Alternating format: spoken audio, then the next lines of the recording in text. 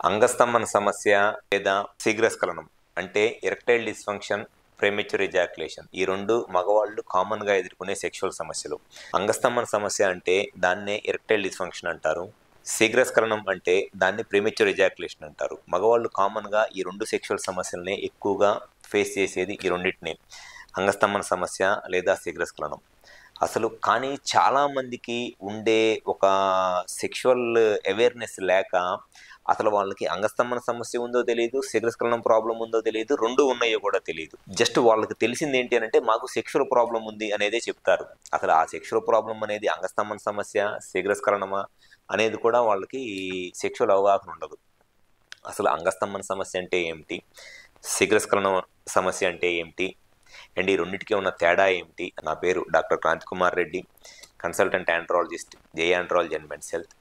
మాకు విజయవాడ, వైజాగ్, రాజమండ్రి, నెల్లూరు మరియు కర్నూలులో బ్రాంచెస్ ఉన్నాయి.